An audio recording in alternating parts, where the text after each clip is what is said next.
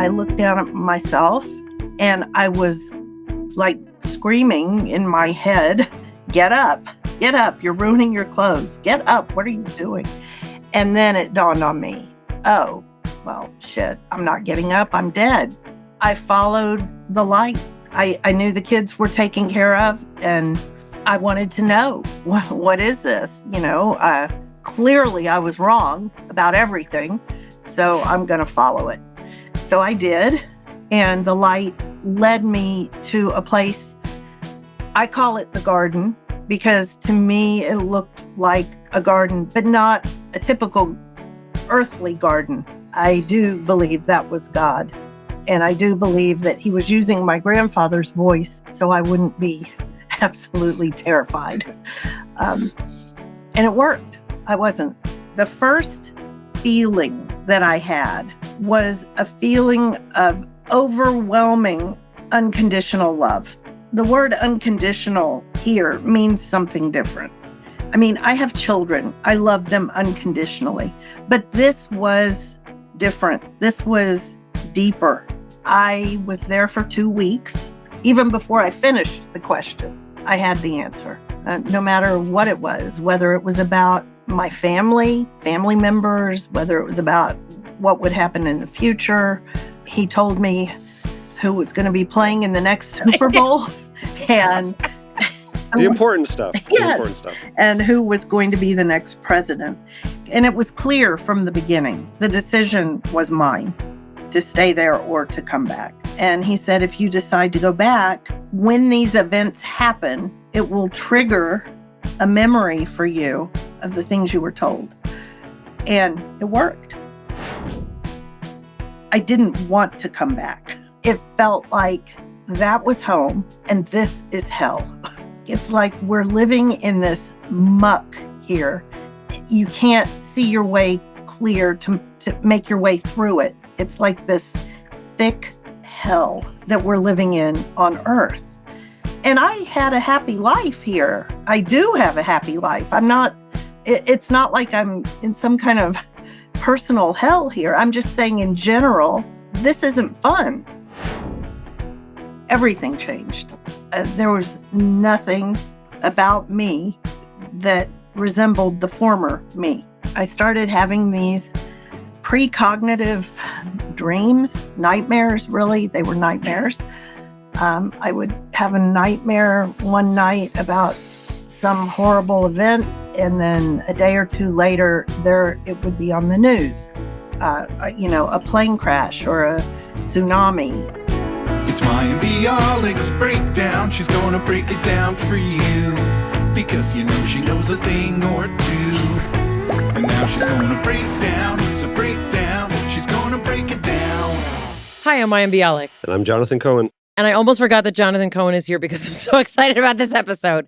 This is the place where we break things down so you don't have to. And this is the place where we break down the things that need to be broken down, like psychic abilities, near-death experiences, the nonlinear nature of time, reincarnation, speaking directly to God. It's all on this episode. And we have Elizebeth Krohn and Professor Jeffrey Kripal. They wrote a book together called Changed in a Flash. Elizebeth Krohn was a 28-year-old wife and mother of 2 young boys when she was struck by lightning in 1988 in the parking lot of her synagogue. As she describes it, the person who was struck by lightning was not the same person who got up off the floor. She had an encounter where she was gone for what she describes as 2 weeks in a matter of minutes. She met God. She met God, was not a person who would have ever believed that this was possible or something she would even be interested in talking about, came back a completely different person. She has precognitive nightmares. She has... What is a precognitive nightmare? She has predicted through horrifying nightmares many significant events that happened with tremendous detail. And she is not a person who is happy about her new abilities. She also acquired synesthesia, and a variety of other physiological changes happened to her. She's worked as a medical medium. She has read auras. Jeffrey Kripal is the chair in philosophy and religious thought at Rice University, who heard Elizabeth's story and felt that he needed to know more about her. He is an expert on the history of religious structure and wrote this book with her to try and explain how things that we believe are unbelievable are actually only unbelievable because we don't have a framework to even put them in. He has a book coming up, How to Think Impossibly, about souls, UFOs, time, belief, and everything else. The two of them will talk about what happened to Elizabeth, what really happened to Elizabeth, and what her life is like as a person who literally was changed from being struck by lightning. This episode is really quite at the intersection of science and spirituality, which is a topic that we like to explore a lot. So we really hope you enjoy it. It is a pleasure to welcome to the breakdown Elizebeth Krohn and Jeffrey Kripal. Break it down. Well, thank you. It's such a pleasure to be here. I'm so honored. Elizabeth, you haven't changed a bit from the photo in your book that was taken the day that you were struck by lightning. But, Sure. Thank you. In your book, Changed in a Flash, One Woman's Near-Death Experience and Why a Scholar Thinks It Empowers Us All, the book is told in two parts. And the first is many, many fascinating chapters of all of the different sort of dimensions of your experience, Elizabeth, starting from being struck by lightning and all of the things that sort of continued to unfurl in the years and decades since this. And the second part of the book is Jeff's very academic interpretation and understanding of a lot of the things that you yourself would not have defined as philosophical or quantum theory, and Jeff really fills in kind of all those blanks. But Elizabeth, I'd like to start with you telling us what happened the day that you were struck by lightning. Well, what happened was my husband, my ex-husband now, but my husband was out of town on a business trip. And it happened to be the first anniversary of the death of my grandfather. And in the Jewish religion, on the anniversary of someone's death, they read their name at services. So I was never overly religious at all. I was underly religious, but I wanted to take my two children to services that night. My whole family was going to be there, and my children were 4 years old and 2 years old at the time, two boys. And so I got them in the car, got them all dressed up. They looked so cute. And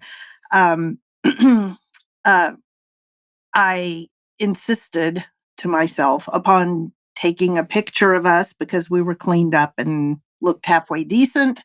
So we were running late for services because I had stopped to take the picture. And it had been such a pretty day. I mean, beautiful sunny day. It was early September 1988. And we drove to the synagogue, pulled in the parking lot. And as soon as I pulled into the parking lot, it was like this black cloud just was over us, and the skies opened up and this torrential rainstorm started. And it was thunder, lightning, just horrible, horrible storm. So I parked the car. I didn't want to sit in the car and wait for the storm to pass because we were already late for services. And kind of, what's the point of going if you're going to miss the reading of his name? So I told my 4-year-old to get out. His name is Jeremy. I told Jeremy to get out of the car, and I would watch him run to the awning at the door of the building. And he did that. I told him to wait there under the awning. And I climbed over the seat of the car. You know, that was like 80 pounds ago when I could climb over the seat of a car. And I got my 2-year-old out of his car seat, and I opened the car door, and I was trying to wrangle my purse and the 2-year-old and an umbrella, and got out of the car, and I set him down. It was pouring, and I had the umbrella, and I was holding it, the stem of the umbrella, up at the top, the metal part, and very close to my head. And I started walking. I had put Andy, my 2-year-old, down on the ground to walk. I didn't think I'd be able to handle carrying him and the umbrella and the purse, and he could walk. So I put him down. I was holding his hand with my right hand. I had the umbrella with my left hand, and we started walking. And I was looking at Jeremy. Everything's fine. And suddenly I thought, this is stupid. I shouldn't have an umbrella out here. I've seen lightning. This is a bad idea. And as soon as I thought that, someone that saw this happen told me later, but he said a small finger of lightning, a small tine off a larger bolt, touched the tip of the umbrella. And when that happened, it was right when I was thinking, let go of the umbrella. It paralyzed me. It didn't knock me out, but it paralyzed me. And I couldn't, my hand was frozen around the stem of the umbrella. And my wedding ring was touching the metal shaft of the umbrella. And I remember looking at that and thinking, oh, this is really bad, really, really stupid. And as I was thinking that, the larger bolt hit the umbrella, and that was it. That was it. And I thought everything was fine, except that now Andy was screaming and had his hands clamped to his head. And Jeremy was running back out toward us. And I was so mad because I had told him to stay under the awning until we were there. And I couldn't figure out why he was running toward us. And he gets to us and he grabbed his brother and started pulling him toward the building. And I'm thinking, what is going on? And so I followed them and we went into the lobby of the building at the synagogue, and both boys were screaming. And I saw a man coming out of the restroom to go back into services, and it was someone that we knew, that knew us. And he came over to see why the boys were screaming. And I just could not figure out why he was ignoring me. I mean, I was standing right there, but he was just talking to these 2 little kids. And I looked back out the window. I knew my umbrella was missing, and it was a new umbrella, and I don't know why I was focused on that, but I looked back out the window in the door of the synagogue to see if my umbrella was outside. And when I looked out there, I saw myself on the ground, on the concrete. And that was very disconcerting. I wanted to stop you really briefly. So you remember looking and seeing Elizabeth. Yes. You knew that you were having a conscious experience. You were observing your children, but your body was on the ground. Right. I saw what was happening inside the synagogue. I heard the man go into the sanctuary where services were going on, and I heard him and I saw him from the back of the room say, "We need a doctor." And I saw like 40 men get up. Ask for a doctor in a synagogue. Yeah, clear about the a room. mile from the Texas Medical Center. Yeah. And they all started coming toward the back of the room, and I saw all of that, and I heard it. And yet I was in a heap on the ground outside. Did you try to interact with them in that state when you saw them? Were you you were just observing? I was observing. It didn't even occur to me to try to interact. So when I knew that they were coming, and I knew that my family was there and could take care of my kids, I decided to go back outside and try and figure out what was going on. And so I did. And as soon as I thought, I want to go see what's going on, I was out there. As soon as I thought it, I was there. And I looked down at myself, and I was like screaming in my head, get up, you're ruining your clothes, get up, what are you doing? And then it dawned on me, oh, well, shit, I'm not getting up, I'm dead. And I hate when that happens. it was really, really a bad day. And so I realized I was dead. And I also realized, but wait, I'm conscious, which, I mean, everything I thought I knew in that second, I realized I knew nothing. I really knew nothing. I was 28 years old at the time, and I thought, you wasted 28 years. You didn't learn anything. You're an idiot. And as I'm thinking, about what an idiot I was, this light appeared to my right and kind of above me, and it was alive. The light was alive, and it wanted me to follow it. Okay, so I who doesn't want to find out what happened when you followed the living light? Uh-huh. But I'd like you to keep us, if you can anchor us in kind of the real world, meaning the concrete world, as the people on it that you at that point were observing. And I believe you were hovering, correct? I was. You weren't right. So you're sort of hovering in real time. And it's, to me, I feel like this is all in the realm of real, meaning this is all our understanding of our existence, is everything that we perceive, experience. But in the concrete world, you were on the ground. Do you know how long it was until you came to?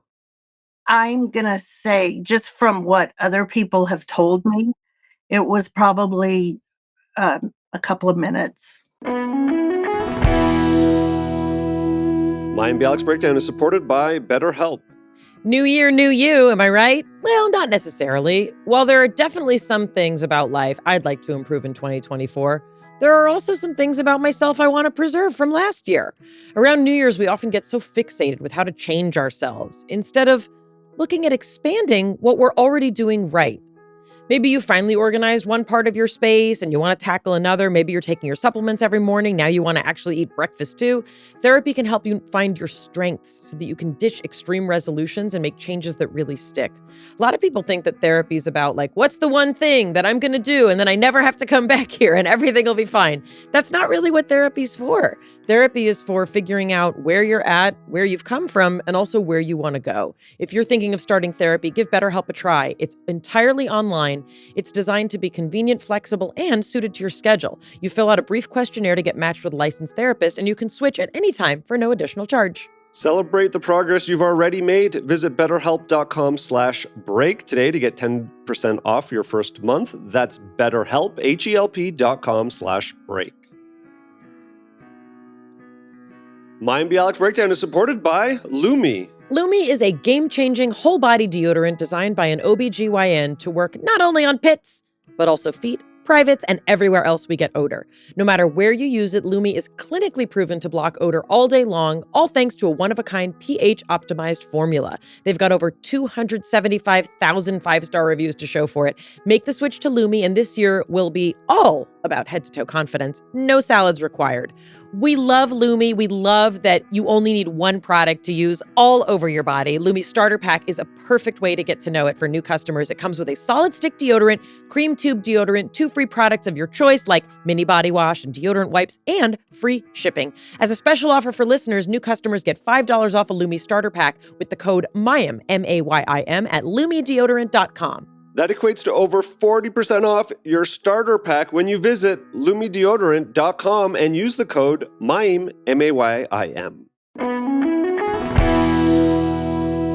Okay, so Elizabeth, as we knew her, was struck by lightning, which is a thing. I mean, the statistics are staggering and astounding. Many people will just die of cardiac arrest. Literally, the shock will stop your heart. It can also damage the medulla, the parts of you that make you need to keep breathing. People do survive, but the Elizabeth that we knew was struck by lightning and for a couple of minutes was on the floor, and presumably you were, and from what you are told, you were brought inside. There was you revived, And you didn't even go to the hospital. Is that correct? That's correct. One of the doctors that was at services actually was a specialist in electrocution. So he went on a lot of whitewater rafting trips and was around people that were struck by lightning not infrequently, I should say. And so he was there, and he had a medical bag with him. And he said, look, we can take you to the hospital and have you checked out, but they're just going to call me. So, And I'm in synagogue. So. and I'm here, so we can do this here. So anyway, he did a complete exam. I had burns that he wanted me to have checked out in a doctor's office in the next Your feet, couple. correct? My feet and my hand, where it went in through my ring, my hand was burned. And then you basically grounded it, and it left through. You had gorgeous new shoes, and I love the way you describe it in blew the off book. the soles of my shoes, but the bottom of my feet were just blistered. I mean, it was not pretty. It was ugly. Yeah. Got it. So that's what was happening here on this plane of existence. But I'm ready. Jonathan, are you ready for Let's follow the light. Elizabeth to tell us what happened with the light? I also do want to give a sort of disclaimer that you're very clear on in the book, and Jeff, you're also clear on both in your accounting of Elizabeth's existence and experience, and also your own. You are not an individual, Elizabeth, who believed in fairies and unicorns and auras and psychic experiences. You were a Houston mom of 2 at 28 who really thought you had a good understanding of the world around you. You were not a person who, if I would have asked you before this, do you believe in near-death experiences? You would not have, that wasn't your story, correct? I probably would have laughed at you. I was such a skeptic. I mean, anything like that, just pardon the use of the word, but it would have struck me as ludicrous. That can't be.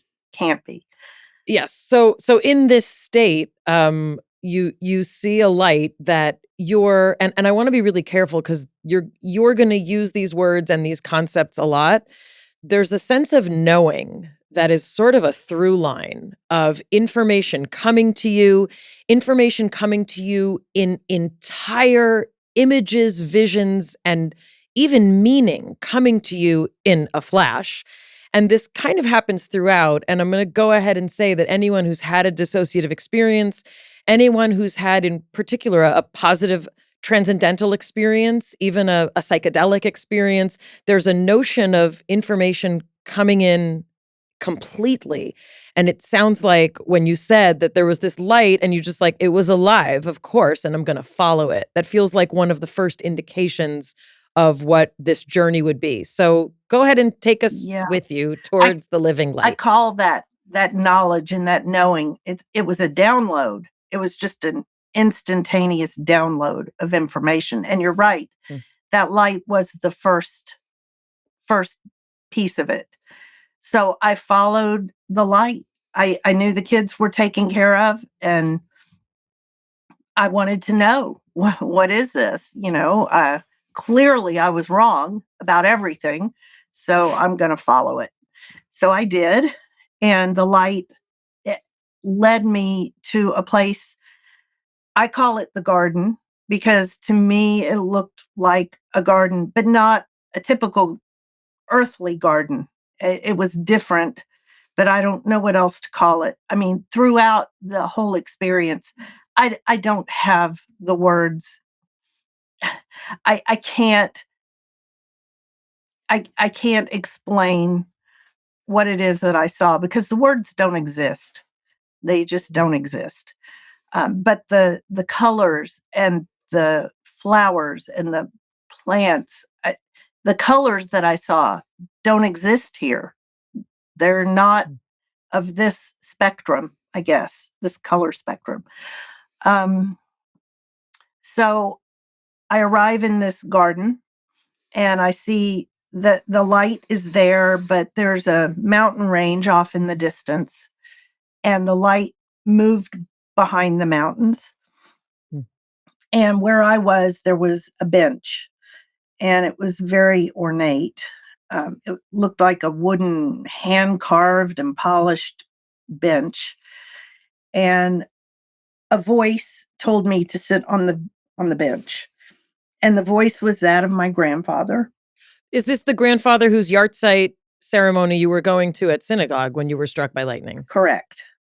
And he had a heavy French accent.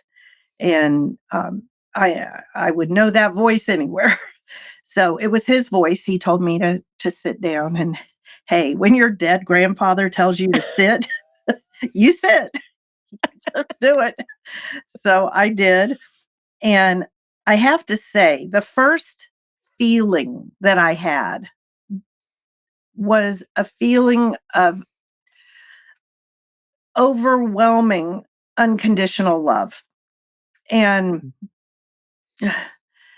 when I say unconditional love, the word unconditional here means something different.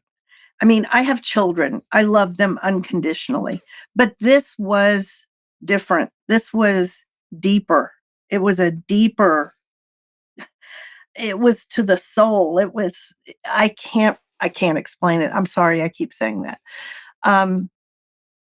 So I sat on the bench and he was sitting there with me, and we began a conversation.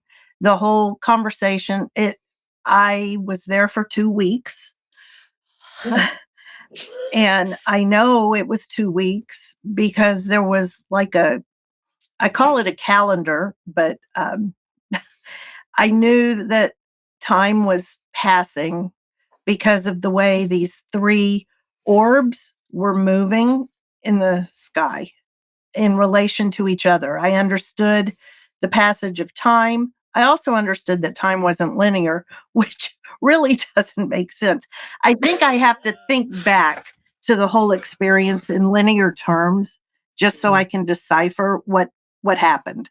Otherwise, I can't remember it straight. Can you clue us into the orbs? There's 3. Are they planets? I don't know. They were Okay. they were bodies in the sky. They may have been planets. They may have been moons. I don't know. They may have been asteroids. I don't know what they were, but I understood. It was part of that download of information. I understood that I was supposed to understand that I was there for 2 weeks. Okay. Couple practical questions, which I know don't 100% apply in this space-time.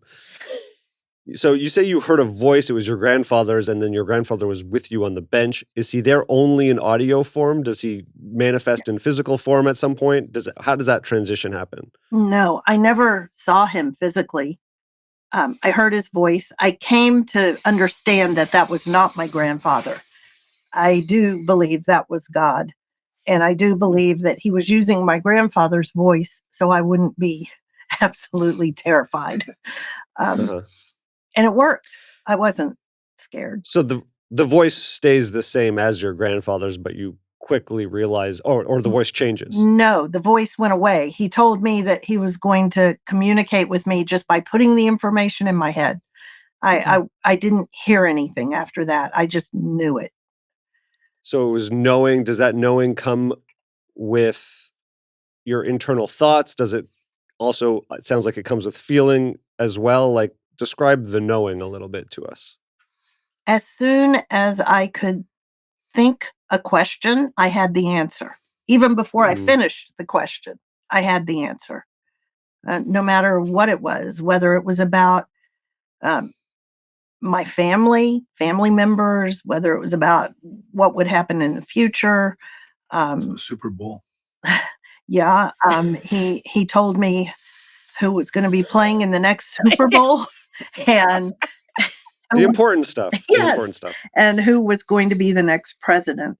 And I didn't argue. I'm not going to say I argued with God, but I did question it because I didn't care about the Super Bowl. I didn't ask about the Super Bowl.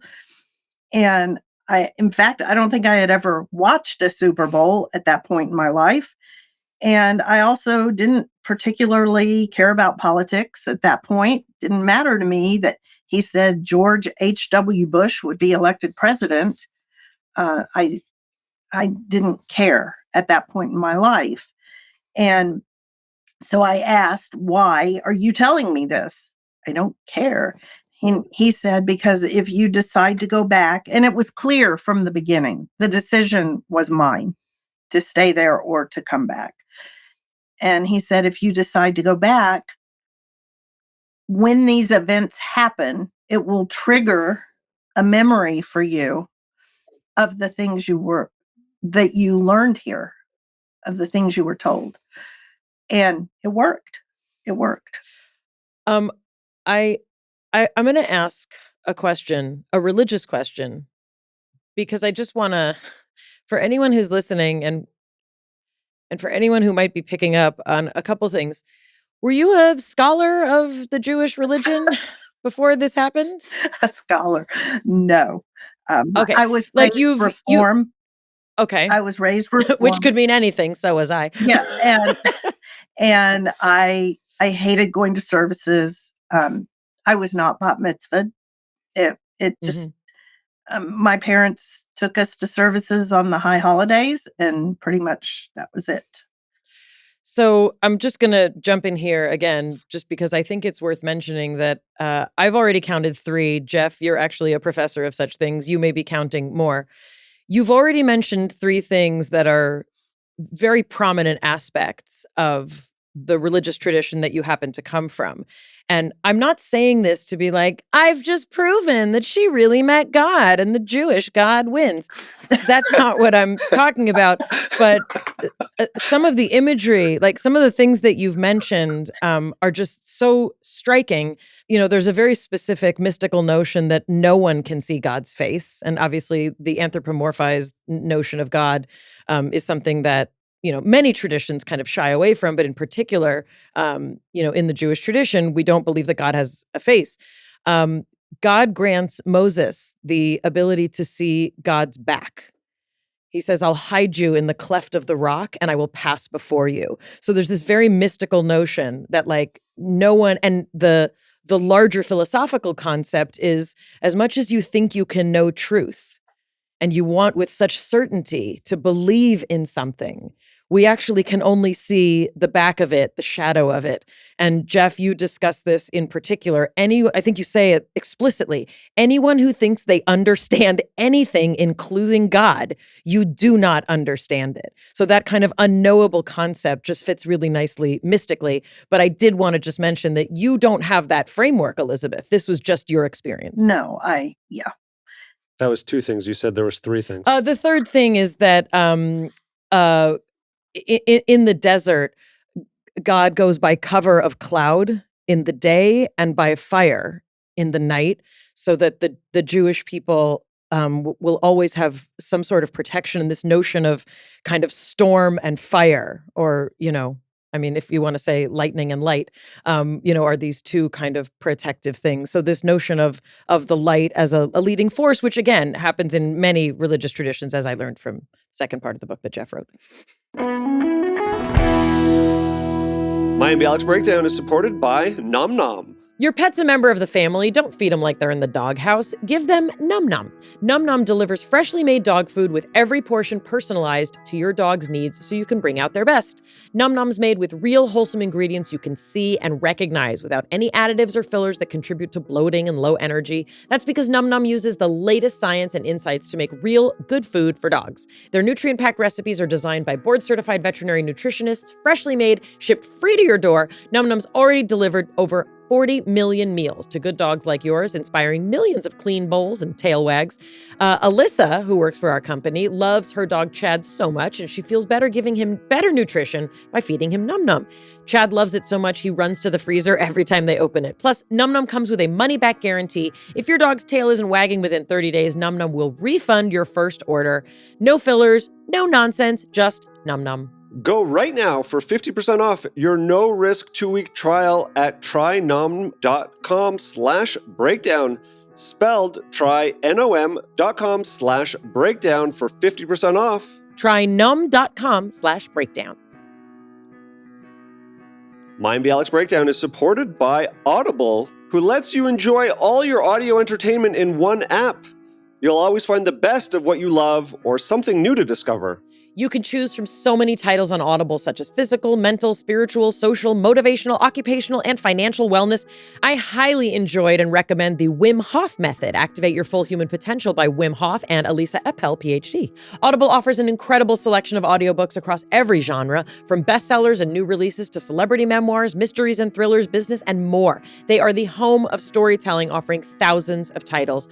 Audible helps you get closer to the voices that can change your life and lets you enjoy all of your audio entertainment all in one easy-to-use app, which is where I like to listen from. You'll find voices that motivate, to spark you to take action. There are sounds to soothe so you can focus, reduce stress, and sleep better. Stories to inspire so you can dream big again. Plus, personalities to encourage and enlighten so you'll have a partner on your journey. You'll also discover thousands of podcasts, from popular favorites to exclusive new series, guided wellness programs, theatrical performances, comedy, and exclusive Audible originals from top celebrities, renowned experts, and exciting new voices in audio. The newly included selection of titles makes Audible membership so much more valuable and gives all members a chance to discover new favorites and new formats, like the exclusive Words Plus Music series. As an Audible member, you can choose one title a month to keep from their entire catalog, including the latest bestsellers and new releases. You can download or stream their included titles all you want. New members can try Audible now, free for 30 days. Visit audible.com/MBB or text MBB to 500-500.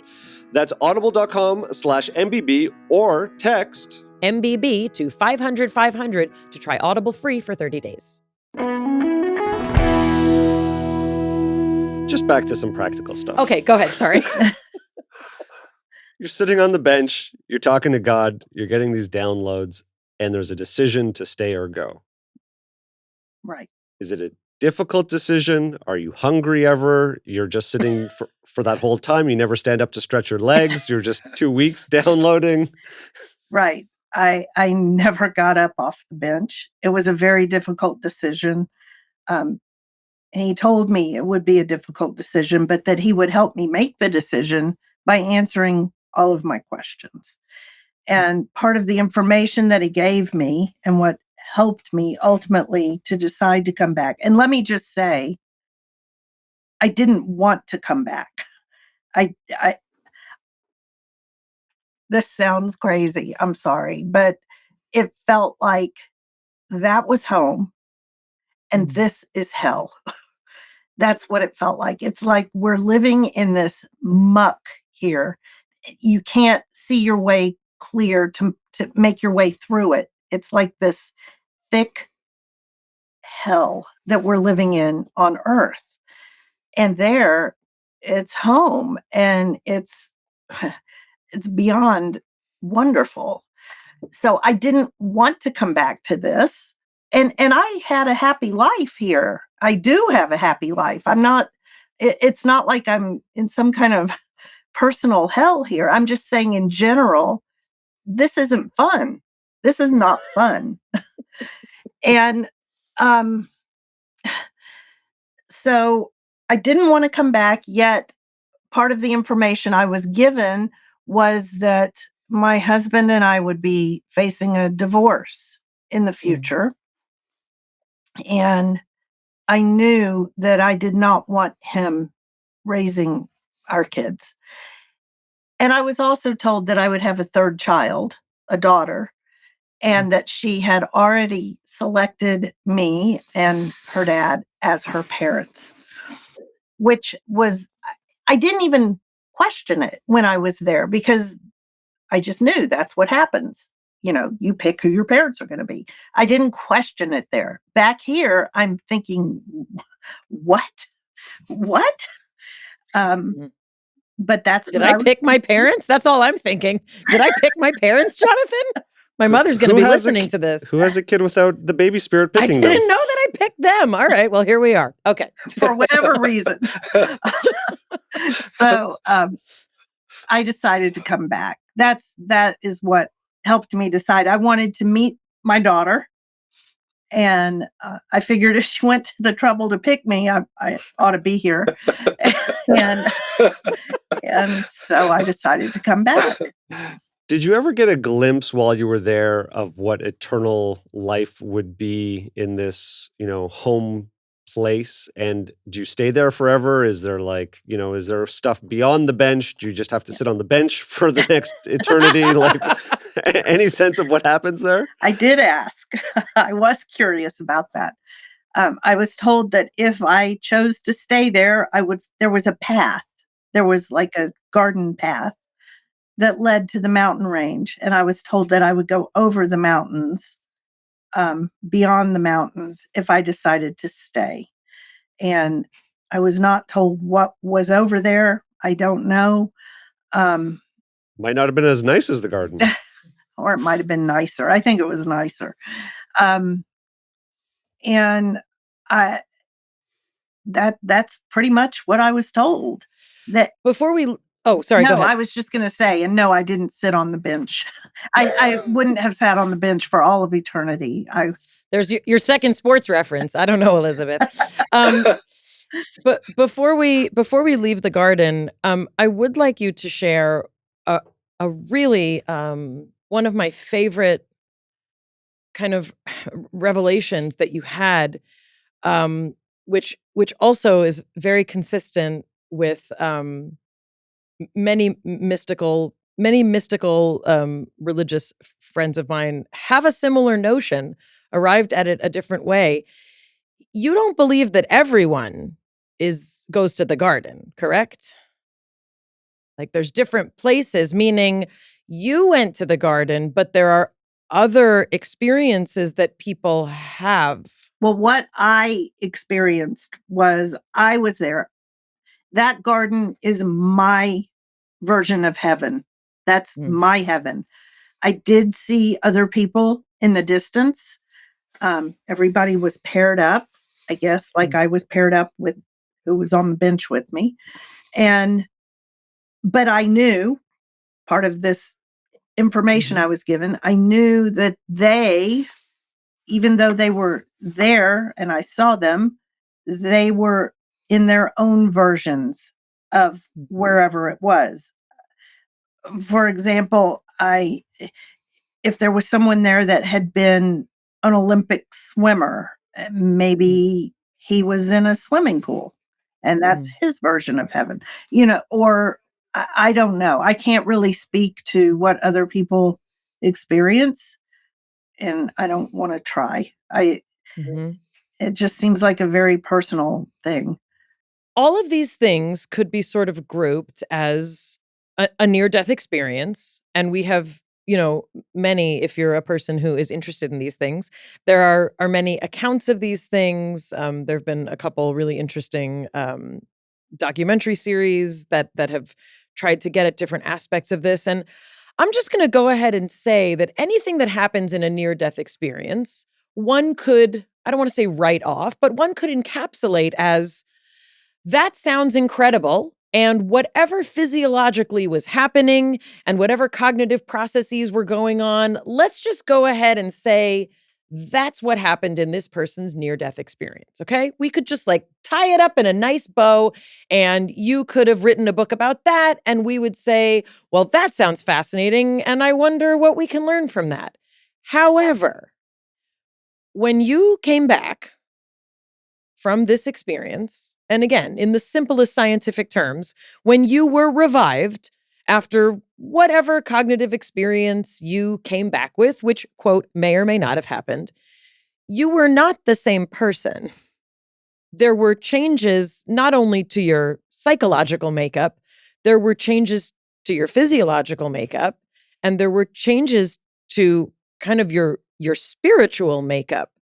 And I've made my list of the things that changed, but I wonder if you could start by telling us how your belief system changed about, for example, the afterlife, God.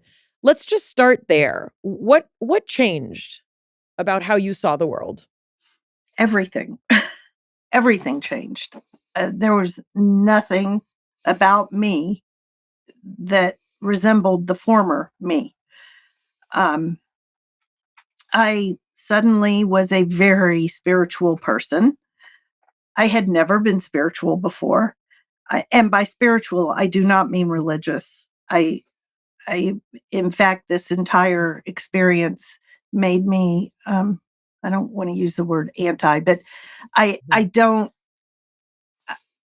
put a lot of stock in any organized religion. It feels to me like each religion says, do it our way and you'll be successful. And I know that's not true. That because I was not religious before and I went to heaven. So I don't subscribe to any organized religion. I am Jewish. I'm not saying I'm not Jewish. And in fact, I've recently found out that I'm a direct descendant of Isaac Luria. Which makes total sense, as he was one of the greatest mystical thinkers in the history of the Jewish people. Yeah. So we did find that out recently. So I became this very spiritual person. And other changes started taking place that were so strange and so weird. I started having these precognitive dreams, nightmares, really. They were nightmares. I would have a nightmare one night about some horrible event, and then a day or two later, it would be on the news. A plane crash or a tsunami. You started having these precognitive nightmares, for lack of a better word, and you actually started documenting them. You started emailing yourself what you would see. And one of the interesting distinctions that you make is that you were very clear that these were not dreams, meaning a dream has a kind of particular, physiological kind of course. This was a different experience, that you were essentially having information downloaded in a similar way. And this is the part when I have two teenage boys, and I was talking to my kids about this, and of course there's an alarming amount of skepticism that I think many people would have. And in your book, my favorite chapter of the book is the layer cake of time, and you talk about very specific flights.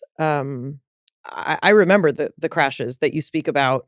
You talk about, one of them is the Sullenberger flight, that you saw very, very specific and undeniably unique images of, as well as very specific and very accurate details of the situations that these flights took place in. Also, the earthquake and tsunami in 2011 in Japan, as well as the Loma Prieta earthquake of 1989. So that would have been, shortly after your strike. So what I think a lot of people would say is, well, what about all the images you've seen that didn't happen? And I wonder if you can explain a little bit about how you see what you call this layer cake of time that you exist in. Again, not an idea that Elizebeth Krohn had before she was struck by lightning, but can you explain how that notion of time fits into what you believe are these kind of downloads that you're receiving from other aspects of space and time? I wish I could explain. I am not smart enough to understand the physics of the space-time continuum. I'm not smart enough. I never studied physics. I studied law.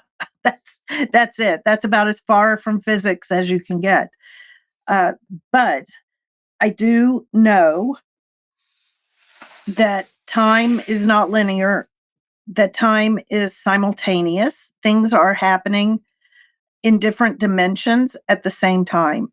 And if you go to that spot in space and time, that same event will be happening again and again and again, because that is the spot in space and time that event lives in. I think that when I have these nightmares, and Jeff had a theory on this, that maybe what I was seeing was not the event itself happening, but like the reporting of the event on the news. Maybe I was seeing the news the next day instead of actually viewing the event. And that would hold possibly true for all of them except one. I had one that would not fit. But did I have nightmares about things that didn't happen? Yes, definitely. But I think that a lot of that has to do with free will. Maybe the mechanic found the loose screw before the plane took off and tightened it. I don't know. Those also could be things that have not yet happened. Could be. Except that a lot of times I'll get a flight number. It's a very specific information about a very specific flight. So I don't know. All right, Jeff. Jeff, scoot up here to the table. We need Jeff now. So thank you, Elizabeth. I do have a couple more sets of questions, but I want to talk to Jeff a little bit. So Jeffrey Kripal, please tell us how you got involved with knowing about Elizabeth and also what your professional affiliation is. So first of all, I feel like the warm-up band for the Beatles. Every time we do these things, we've done these things together a lot. Everybody wants to hear Elizabeth's story, and no one wants to hear what I have to say about it. And that's okay with me. I'm really fine with that. I'm a professor of comparative religion at Rice University in Houston, Texas. I met Elizabeth at an event in the medical center across the street here on near-death experiences and what they might mean for healthcare and medicine. And I heard Elizabeth's story, and I was like, "Oh my God, that is a great story." And I said, "You should write a book." And Elizabeth said to me, "Well, I don't know how to write a book." And I said, "Well, I know how to write books." And so we literally got together and we wrote this book together. That's not quite fair.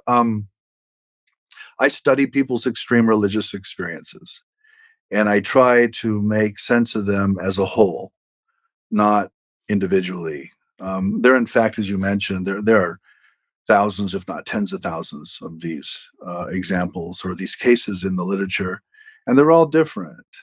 But they share patterns, and they share a lot. And I see it as my role, or my discipline's role, to try to make some sense of them, and to engage the scientific models for sure, but also to say when the scientific models really don't work. And I think both of those acts are really, really important. So that's essentially what I do. So there's two aspects of Elizabeth's changes that I do want to mention, and I know you're not a neuroscientist. I know you're not a physiologist, but Elizabeth acquired synesthesia, Mm-hmm. which is a crossing of sensory systems. Yeah. We often hear about it from things like LSD, from other psychedelic experiences. This notion of seeing sounds is also referenced in the Old Testament, that at the revelation at Sinai, we saw sounds, and synesthesia also can happen from other lesions or damage to the brain. It sometimes can happen as a novel artifact. Elizabeth describes her synesthesia as also almost having an emotional component, which people with synesthesia will also, sometimes report, the notion that numbers have different colors and often a different emotion associated with them. Elizabeth has a very elaborate, presentation of synesthesia. She also, it's either connected or not to a notion of being able to see colors and tones surrounding human beings. Now, in holistic circles, this is often called reading auras, and can often lead to psychic abilities. And I do want to get back to Elizabeth's experience with that.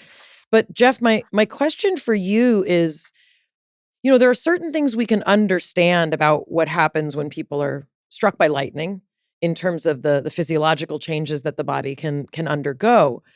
But when you talk about things like synesthesia, and you talk about, a very specific like emotional content to a shift in perception, what can you offer us in terms of where this fits into a religious context, in terms of religious studies?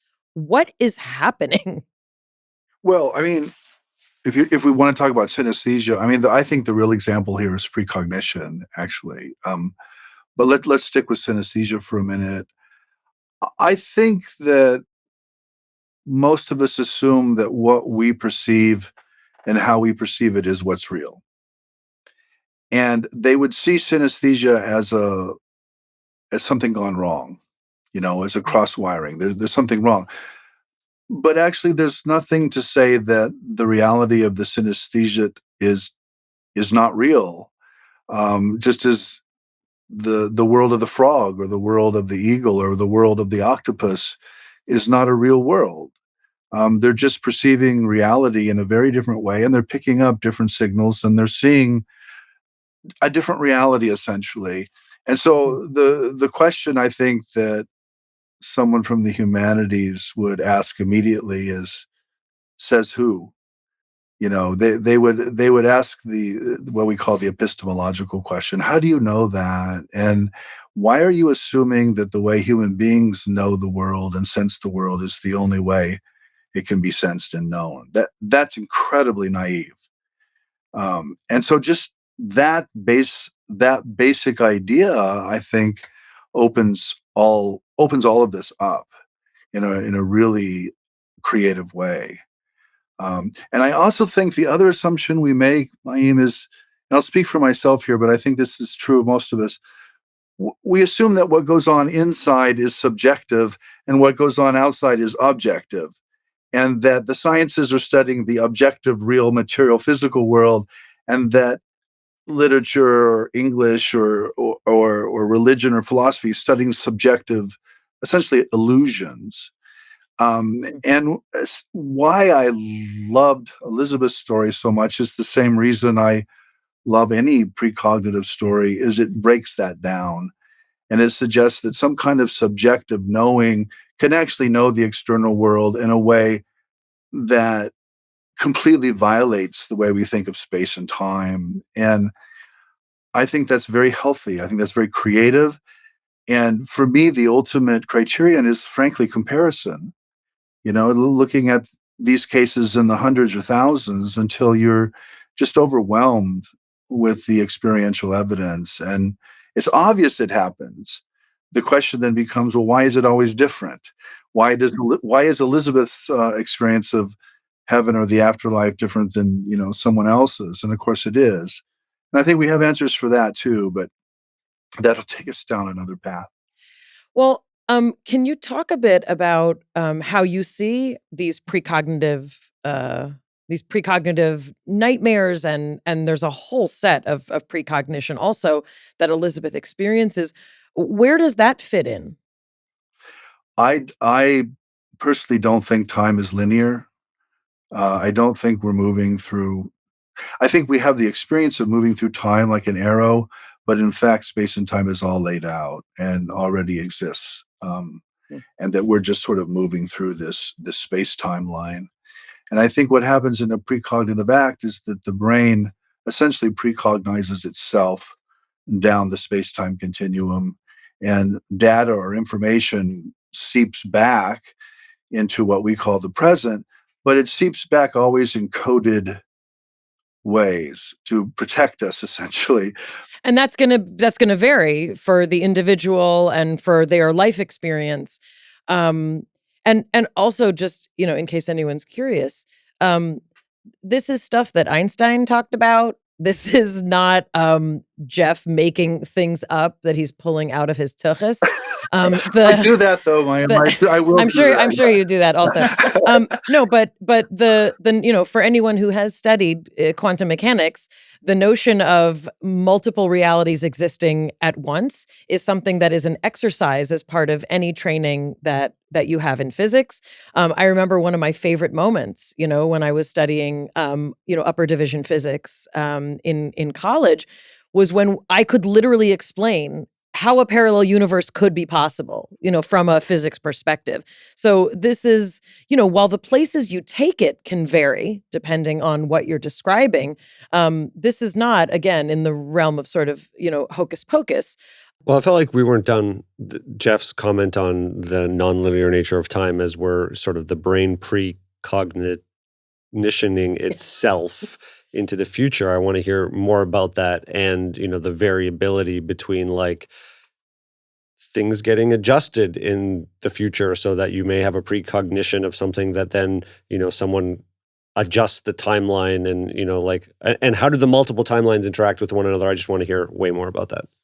Well, first of all, I don't know, Jonathan. I mean, I'm like you. I'm stuck in this timeline. But while I was working with Elizabeth and we were writing all of these plane crashes and tsunamis and earthquakes down, I was also reading a man named Eric Wargo, who wrote a book called Time Loops. And Eric is very much a materialist in the sense that he wants to come up with a materialist or physicalist understanding of everything. But he also is absolutely convinced that precognition is a real thing. And he studies it in all of these writers and intellectuals, and he shows how it works in real life. And essentially how it works for him is that the brain, it's not that Elizabeth is going to the plane crash over the river in New York City. It's that she sees that story on the television or on the internet, and that feeds back into her brain the day before, and it creates this dream scenario or this visionary experience that she takes as real and as being at the site of the crash. But in fact, it's her brain precognizing its own experience of the computer screen or the television screen. Now, that's an interpretation. I don't know if that is the case, but what tipped me on Elizabeth's examples is that all of these plane crashes were from the angle and the perspective of the television set or the internet.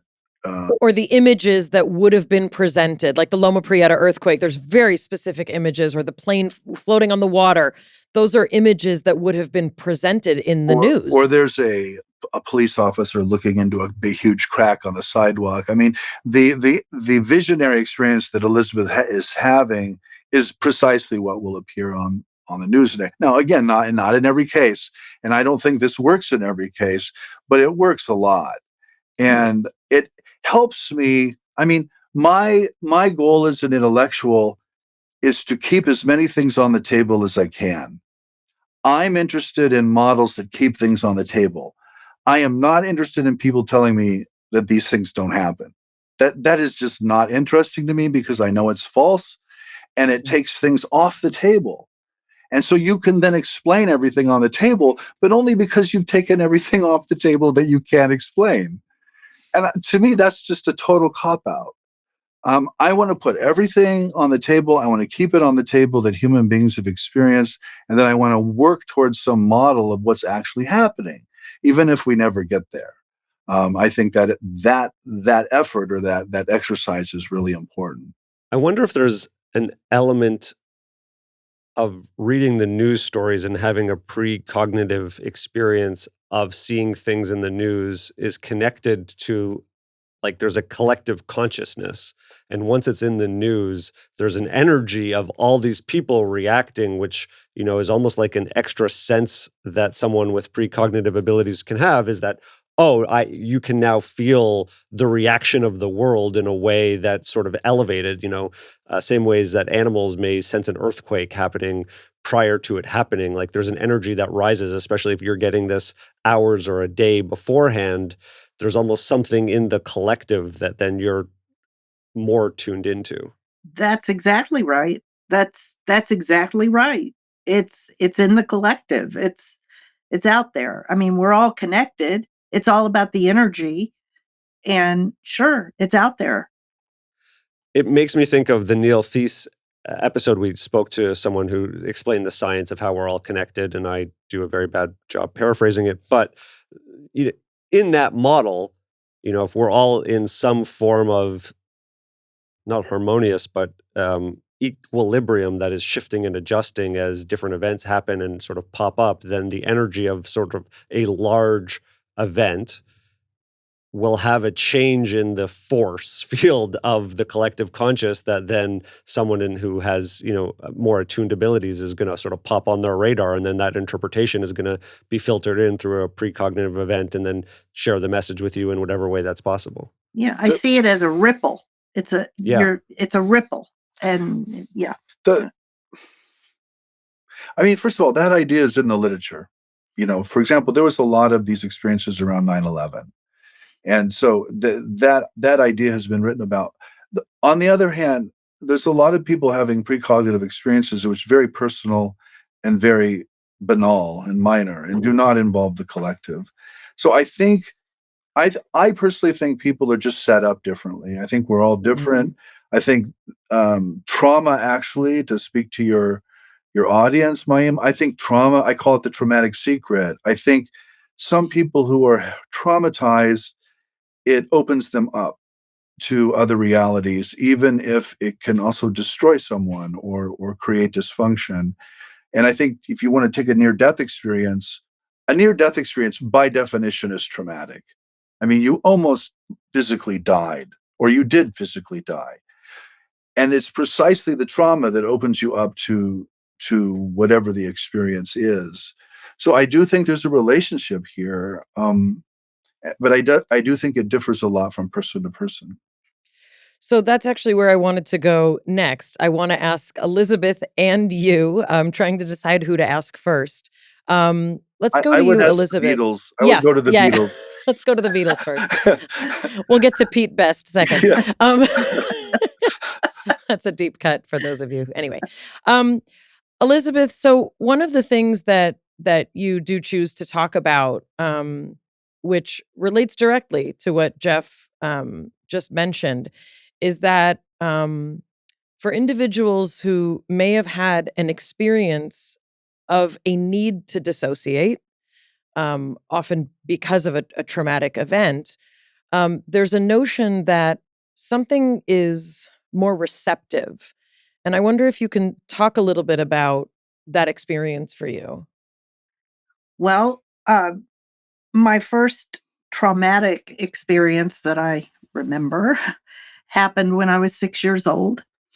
And for 6 years, from the time I was 6 until I was 12, I was raped by a neighbor.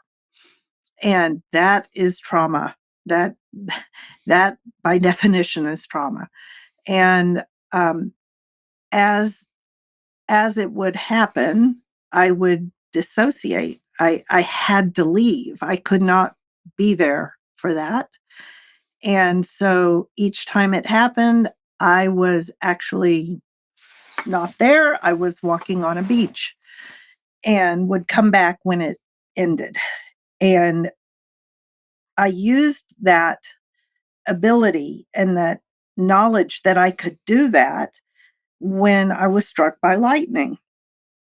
And it was, I I remembered that I could leave. I remembered how to leave, but more importantly, I remembered I could come back and how to get back into my body. And I think it served me well, that knowledge that I could do that. I don't know if it was just comforting to know that I could come back if I wanted to, or if it actually was the knowledge that helped me get back into my body.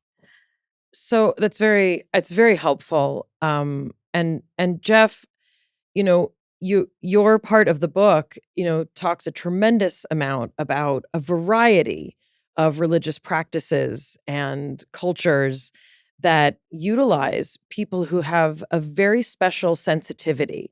And in some cultures, they're called prophets, and in some, they're called shamans. And the notion of a wounded healer, someone whose job it is to do healing work, energetic work.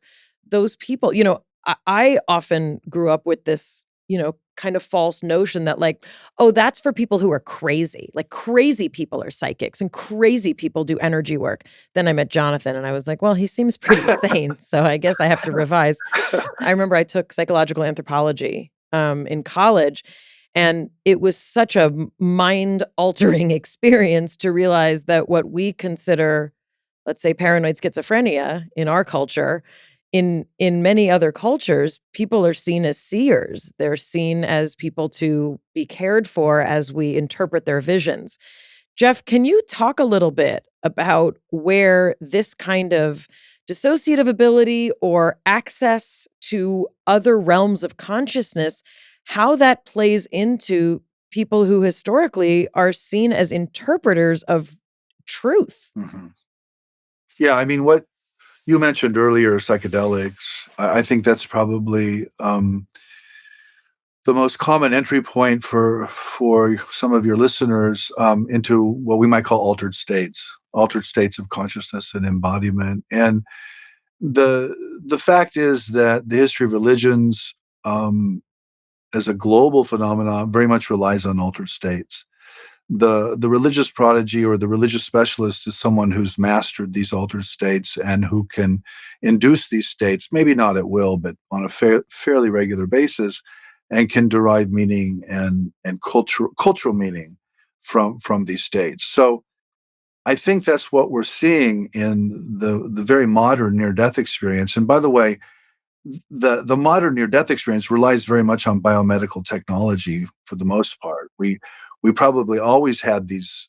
People always have died. By the way, we'll die, and lots of people experience things as they die, but historically they never came back, and so they didn't tell at least many of these stories. Well, now lots of people are telling them, and we have books and podcasts and television series, and the language is getting out there, and so it's a new form of human experience, I think, but it very much relies on altered states, as does the origins of most religious ideas, by the way. There are very few religious ideas whose origins are not, I think, in altered states of consciousness.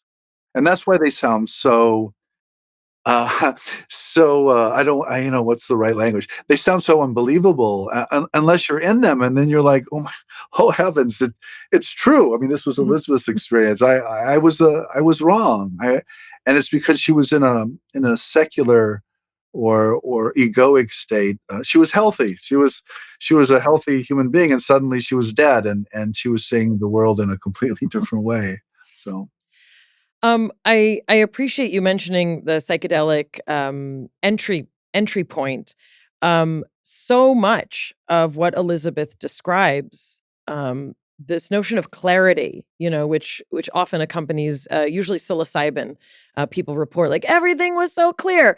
Usually it's because a lot of external stimuli is muted because those receptors cannot function.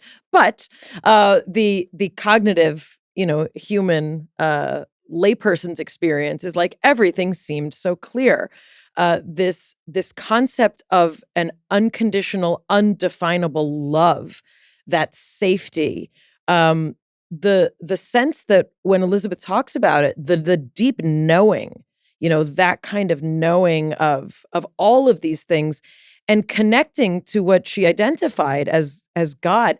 I mean, these are some of and also the notion that you cannot describe in word. There are no words. There are no words to describe the feelings, the colors. These are hallmarks of many reports of psychedelic experiences. Jeff, I wonder if you have anything in particular, kind of from your studies, because obviously there are religious traditions and indigenous traditions in particular, for which the entry point to a religious experience is through this kind of, medicine that gives these experiences. Can you speak a little bit to that? Yeah, I mean, absolutely. I mean, there's a lot of people speaking to this today. I mean, again, the history of religions, particularly among indigenous religions and shamanic religions, are often psychoactive. Their use of plants and plant medicines and drumming and chanting is obvious and consistent. To back up a bit and I think to help people think about this, again, I think most of us work with what I would call a production model of the mind-brain relationship. The idea is that the brain produces mind, full stop. And therefore, when you take a psychoactive plant, i.e., a drug, as it's called or miscalled, whatever is experienced is just a hallucination of the brain misfiring, essentially. If you talk to experiencers, if you talk to people who've actually taken a psychedelic, particularly psilocybin, as you mentioned, but also a mescaline, also a lot of other molecules or plants, that is not their experience. Their experience is that what the psychoactive plant does is shut down the brain and allows reality essentially to come online or to come into consciousness in a much fuller and real way. That's what we might call a filter model. The brain is there to essentially filter out most of reality and trick us essentially into thinking that this is all there is. It's just what we see. It's this hellhole we're in right now, where in fact reality is multidimensional and unconditionally loving, to use Elizabeth's language. But we won't realize that until something shuts down our brain and our body. Very well said. One more question for you, Jeff, before I go back to Elizabeth. Can you describe sort of your framework concept? It's on page 159 in the book for those of you who are following along. But I felt like the notion that things are unbelievable to us, especially when we do not allow for a framework that would even allow them in. Can you talk us through the rocks falling from the sky model? Sure. Again, it's a fairly simple argument that what one considers possible and impossible is a function of one's framework. It's actually not a function of reality. And the example I give is meteors. 300 years ago, intellectuals in the cities of France thought the farmers were idiots for saying that rocks fell from the sky, because God damn it, rocks don't fall from the sky. That's the dumbest thing you could ever say. And yet the farmers were saying, I saw a rock. It fell from the sky. It landed in my field. Sorry, I saw it. It happened. And the intellectuals like, that's dumb. And then their framework for what outer space actually is changed. And they realized that actually rocks do fall from the sky. And it turns out the peasants, the uneducated fools in the countryside, were right all along. And that's really what I think is at stake here with a near-death experience. I think the secular reductive neuroscientists are just wrong about this one. I think these things happen. And I think what we have to do is change our framework. And once we change the framework, then all these other things suddenly come online and they're on our table, and then we can start to think about them. But just to leave a final idea, I think it really comes down to our model of the imagination too, because these things are being imagined. But again, we have this model that what's imagined is imaginary. And the imagination is not a medium or a filter. It's simply a producer. It's just making up shit. And I don't think that's actually happening here. I think we need to just quickly do a translation to like simplify this. This guy's awesome, by the way. Jeff, you're awesome. Thank you. Here's what I heard. We all have reality very wrong and limited.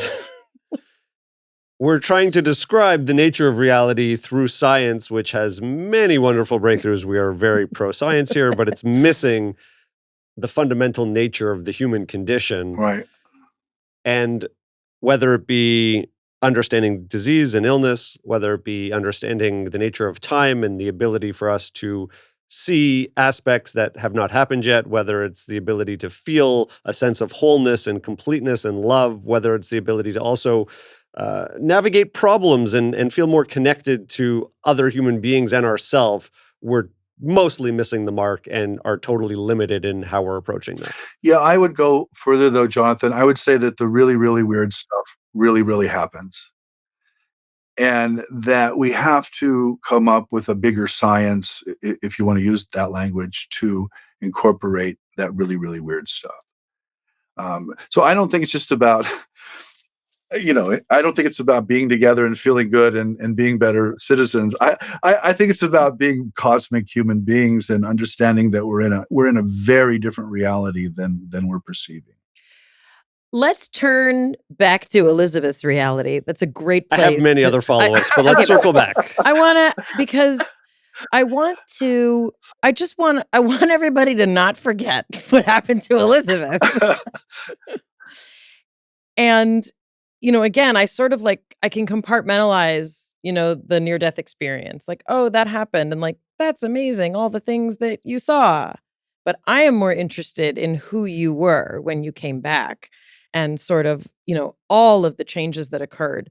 One of the most, startling aspects of what you describe in Changed in a Flash is this notion of being able to, see. I mean, you wouldn't have called them auras had we not had that sort of framework for it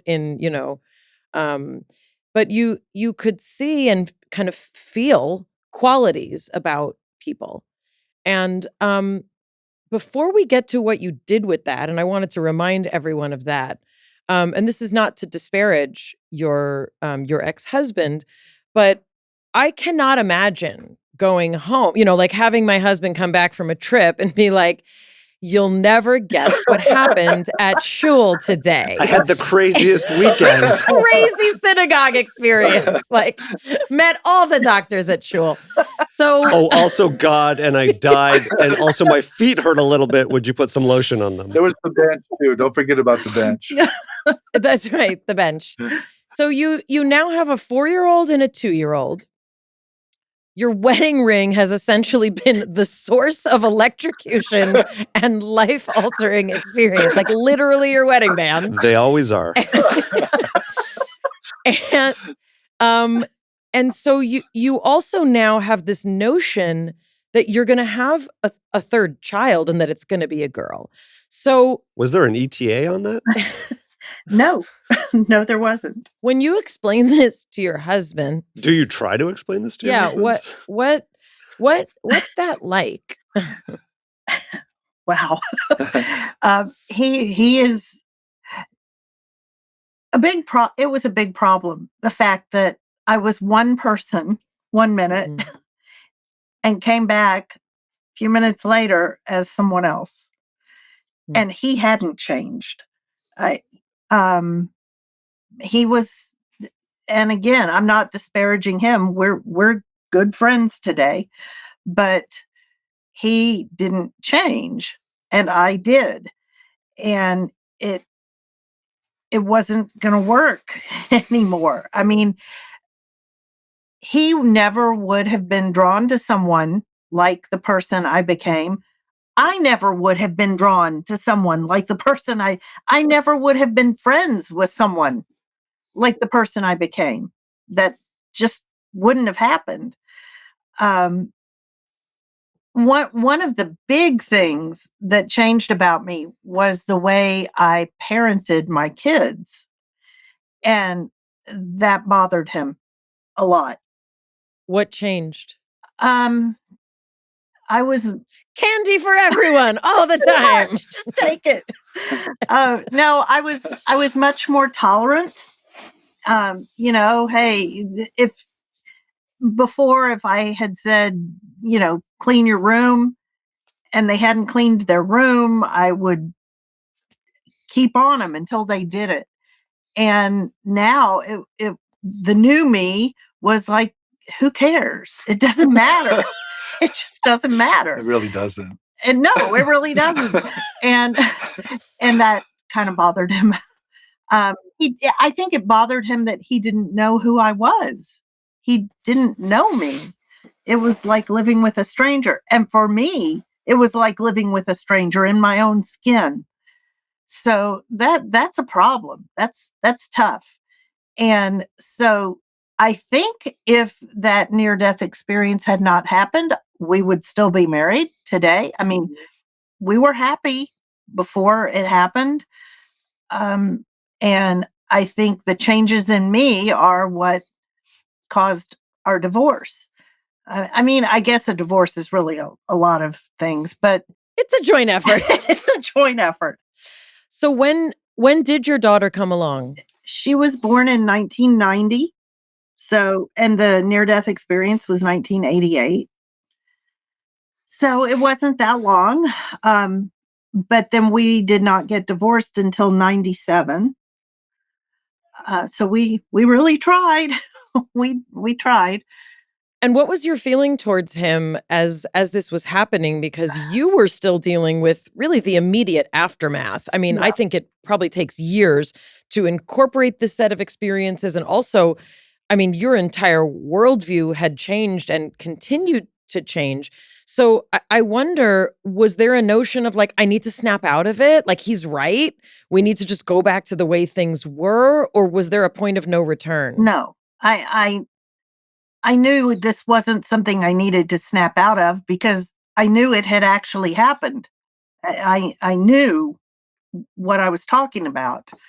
And there's no changing that. Once you've been there and you've seen it, and no, you couldn't convince me of anything else.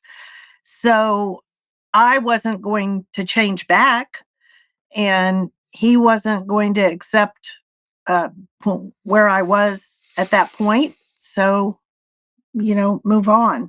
I wonder if you can talk about one of the things that was suggested to you was to do psychic readings. Like, your level of understanding and reading humans was such that you vehemently, like, you pushed it away. You were like, this is ridiculous. I don't believe in this. And can you talk about what happened when, and you wouldn't even do it in the town that you lived in because you didn't want to be that lady. You said, I don't want my kids being like, my crazy mom is a psychic. So you would leave the state. You went hundreds of miles away. You had a connection of a woman who, it sounds like a woman who was a healer herself, who saw in you the ability to do this kind of work. Can you talk about that experience, what that was like, trying to literally use these newfound abilities and why you decided to stop? Yes. She was convinced. She was a family friend. She was convinced that I could do these psychic readings for people. And so I agreed reluctantly to go to where she lived, and which was states away from Texas, and try it. So I agreed to go for a week. She agreed to set up clients to see me. And I saw people in 30-minute or 1 hour blocks of time and did these readings all day for a week, every day. And I did it 3 times. I mean, it was easy for me. You sit down across the table from someone and they start asking questions and I had the answers. So hold on, Elizabeth.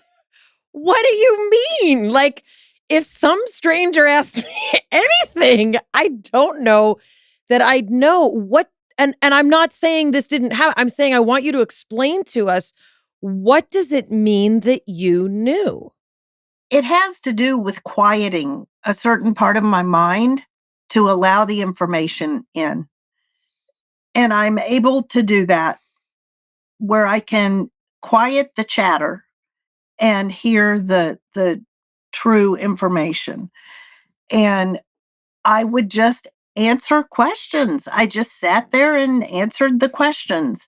And it was accurate. It was pretty accurate. And I hated every minute of it. Hated it. Does the information just download similar to the questions that you would ask on the bench? Is it a similar? Similar, yeah. It's not exactly the same.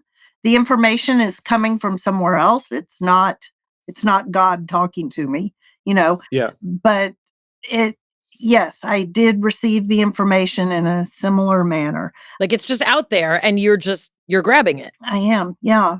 Yeah. But I hated it. I felt like I was intruding on other people's lives. This is none of my business if your husband's having an affair, And I don't want to know about it. And yet that's what people want to know. And they're asking the questions and I'm giving the answers, and I hated it. Was there ever a time where people were asking maybe questions that felt more helpful? Like, how can I improve my relationship, or how can I improve my life? Or, was it ever not about chronic disease? And if it was about, something more positive, would it feel, maybe easier to do? I would say 95% of the questions had to do with health, relationship, or money. Those were the big three. My career, am I going to make more money? What do I need to be doing? But nobody really said, how can I better myself? Things that really matter, they didn't come up. How can we improve this podcast to reach more people, not to make more money, but to expand the spiritual consciousness of humanity? Real question. You can DM me after. You can DM Jonathan after. I'm curious, in the same way that I wanted to point out that you don't have, religious or, philosophy training in terms of many of the things that you kind of alluded to and that, Jeff kind of confirmed are part of a larger kind of religious framework. This is something really interesting when you talked about quieting your mind. For people who, and Jonathan, correct me if I'm wrong, for people who study things like Reiki, or even craniosacral work, naturopaths. Any forms of meditation. This is a practice that takes years and years. It's like it's like going to the gym and expecting you can, curl 35-pound weights, which it would take some building up to. The notion that you both got an ability and also you got all the tools that go with that ability in terms of knowing how to use it.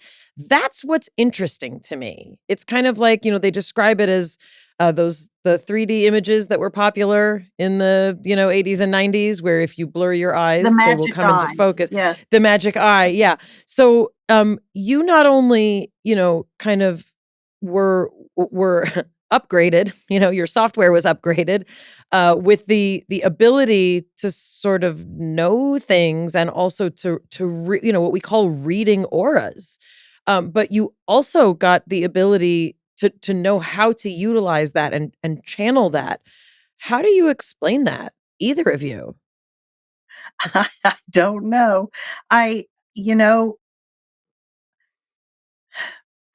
When I see, it's like, you're right. I was given the tools. I can see auras around every living thing, humans, animals, plants. So I have the tools to see it. I don't have the knowledge of what it means. If I see a certain color aura around someone, I haven't studied what those colors mean. And I don't know that it would be all that helpful for me to know that, because I think that that would be one person's opinion of what that color means. And it's also, just because I'm seeing a green aura, does that mean that the next person would also see green? I don't know.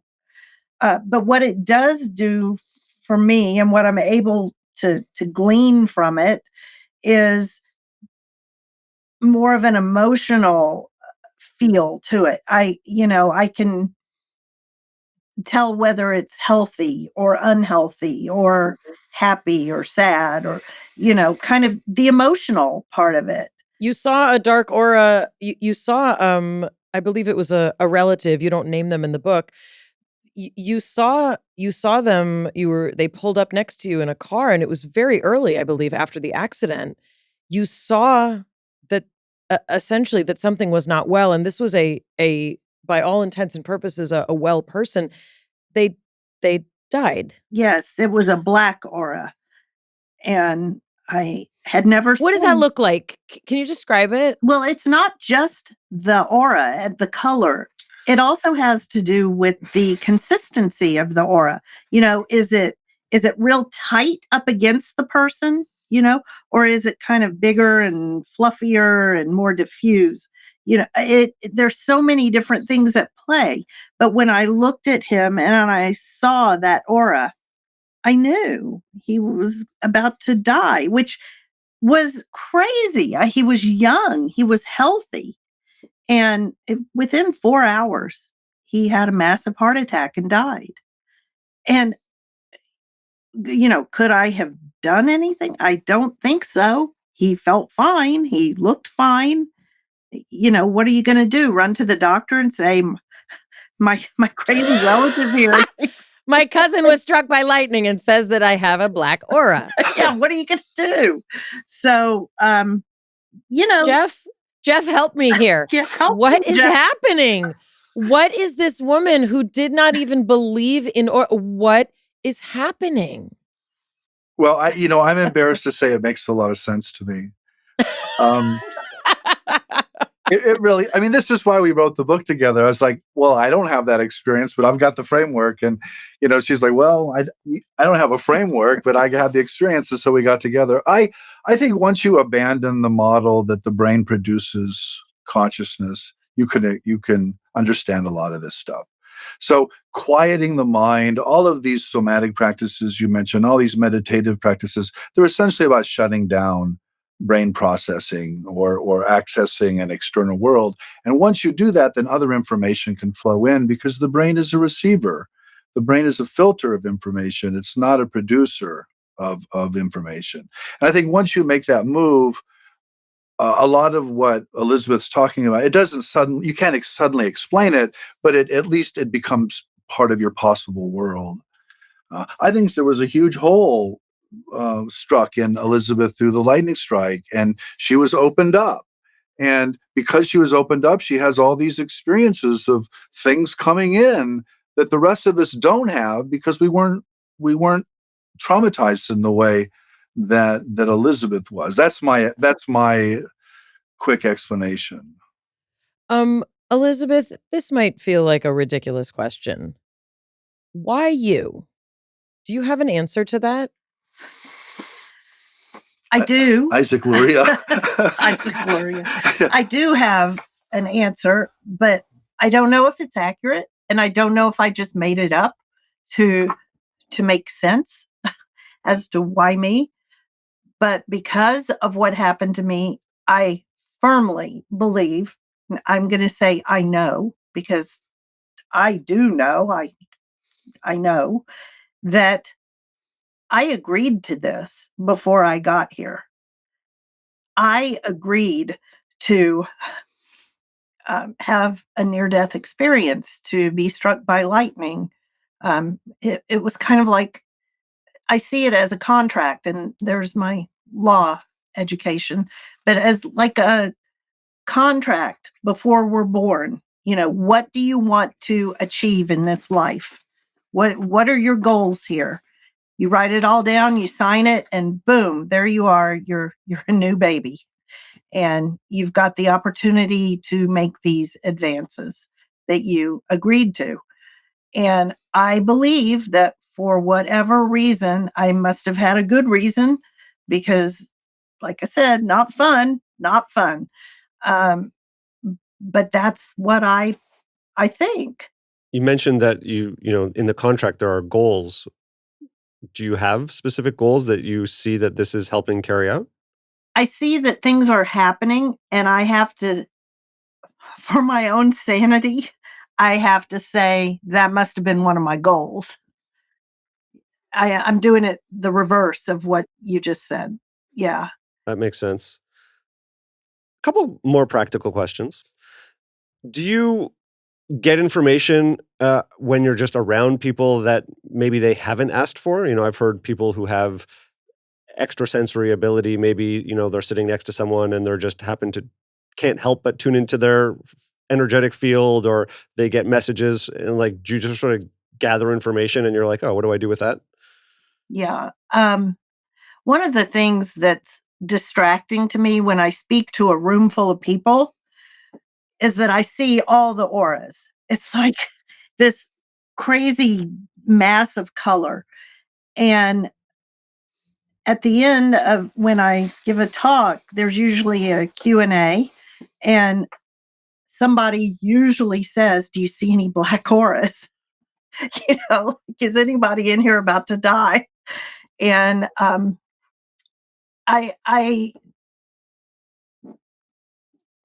don't know. Do I have a responsibility? Is there some duty to tell someone if I see something or sense something? Or am I messing up their contract by doing that? Maybe they're supposed to have these, I hate to think, oh, well, maybe they were supposed to be in that plane crash. I don't like to think that. I don't want that responsibility. I don't want to know that. Yet here I am, and I'm kind of stuck with it. I will say that as far as seeing the auras, it helps.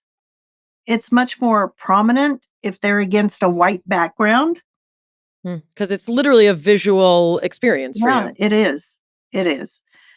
And that happened one time when we were at Esalen. Yeah. Mm-hmm. You can tell what happened. I saw everybody's aura. Didn't I say? Yeah, we actually had a historian in the room who studies the history of auras, and he had just, read all about it, and Elizabeth was telling him all about his aura. It was very disturbing on one level. It was fun. It was fun. Do auras change when people are clumped together versus if they're individual? Do they change? Obviously, they change through state, but do they change in relation to one another? No. I haven't seen that. Do you ever have precognitions of positive events or only negative events? Yeah, I cannot get the lottery numbers as hard as I try. I can't get them. But births or someone having a positive experience or it's only the tragedies? No, well, I don't know if you would call it precognition. I knew I was going to be having a daughter. But that's because God told you, Elizabeth. That's cheating.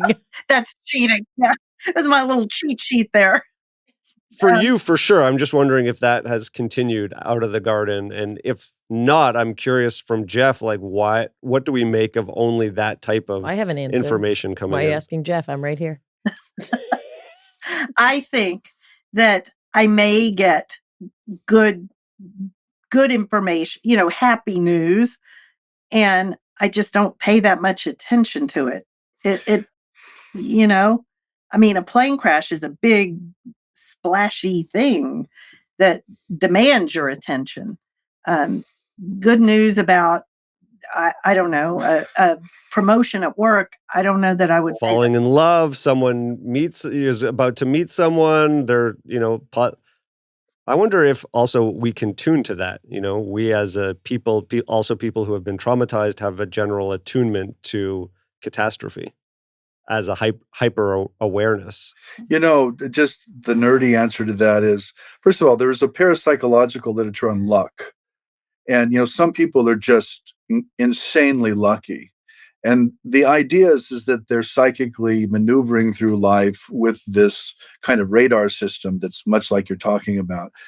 On the other side of the equation, when Frederick Myers coined the word telepathy, it means pathos at a distance. It means suffering, and it means emotional entanglement is really what it means. And from an evolutionary perspective, you would expect precognition to be adaptive and to get you out of trouble. And there would be no reason for good things to be precognized. So it actually makes a lot of sense from that kind of perspective. But again, that's an interpretive framework. I don't know if that's actually the case. Yeah, I'm speaking, kind of in terms of the way I think of memories being coded, and in particular traumatic memories being encoded. There's a tremendous amount of stimulus, and I think in this case it's evolutionarily preferential to have that kind of coding um, preferred in terms of attuning and attention. But I also think, when I think of sort of the prophets, let's say, of the Old Testament, the notion is they were often, serving an historical purpose in terms of trying to prevent further catastrophe. So they were, kind of tuned into that. But, speaking of prophets, Elizabeth, I do feel this certain element of, you experience something that, when I think, the prophetess Deborah, I think of there's one female prophet in the Jewish tradition, and they said she would, stand on a hill and people would go to her and, ask questions. And I do want to ask you a question, and I have no reason to believe that you have the answer any more than anybody else, but of everyone in this room, I'm going to ask you. Here's my question. I mean, I got a million questions, but like I said, I feel like I'm going to ask you. I'm making myself cry. Do we come back? Do we come back in other incarnations? Absolutely. Say more. Say more. When I say that we have these contracts of what we want to achieve, it's because we have not met those goals previously in previous lives. And there are certain things that we have to learn along the way. And the only way to learn it is to really experience it. So we have to keep coming back until we have achieved all of it. And this is the schooling. This is where we learn. So yes, we have been here before and we'll come back again. That's my belief. That's what I keep saying I know, but yeah, I believe you. Right. So Jeff, this notion, this is, Zen Buddhism has this notion of, a repetition of suffering. I'm drawing a circle in the air for those of you who are listening and not watching. This notion that you will repeat these patterns. You will repeat a cycle of suffering until you exit. Does that feel consistent, Jeff, with kind of how other religious traditions see reincarnation as a process? That's a huge question, Wayne. I know, but I'm asking it because you're here. So there's just to be nerdy about it, there's a linear model, which is generally the monotheistic traditions, by the way. So Judaism, is Islam, Christianity. It's you're born once, you die once, you're judged. You have it's a one-shot deal. The Asian models tend to be cyclical. They tend to be reincarnation models where there are many lives. You're born and you die many times. But I think what a lot of people, certainly in the West, don't realize is that the purpose or the goal of the Asian systems is to get out of that cycle. It's, reincarnation is not a cool thing. It's something you don't want to happen. You don't want to be born again. And the other thing I'll say, and I've tried to say this in different contexts, I'm not sure anybody's ever listened to me, is who's coming back? Because if you come back, you have a different body, you have a different gender, maybe a different sexual orientation, a different culture, a different religion. I mean, how is that you? I mean, there might be an essence there or a soul, to speak in religious terms, but the personality is completely different. So reincarnation is a really sophisticated model, is what I'm trying to say. And it recognizes that the personality is set up by the culture and the language and child rearing practices and everything. And that we then identify ourselves with that embodied identity or personality. But what the reincarnation model says is that's actually not who you are. You're actually this reincarnating soul or spirit. And to go back to Jonathan's model, if it's all one mind or one soul, then it's just like God is reincarnating, a gazillion times and experiencing God in a billion different bodies. So it gets very complicated very quickly, is what I'm trying to say. There's a very large literature on small children who remember previous lives. Yes. I'm super into this. We know that reincarnation exists in Kabbalah, for example, and in monotheistic traditions that might surprise you. So it's not an either or kind of thing. But there's the near-death literature, which tends to be a one-shot model, and there's the reincarnation memory, which tends to be a cyclical model.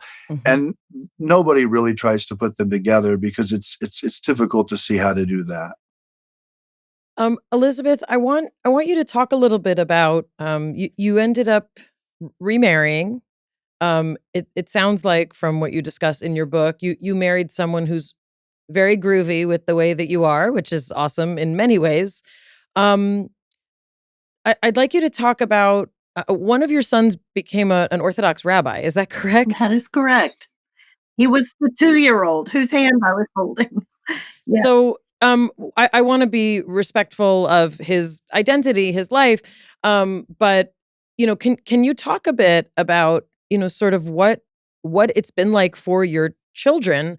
He had a secondary experience of what happened to you, meaning he was holding you, and there's both energetic and also a physiological impact of that. I wonder if you can talk a little bit about your kids and this daughter. I want to believe you had like a fairy princess daughter who has magical abilities and like just hovers about and, like gold glitter comes out of her eyeballs, She would like can that, you Jeff knows her.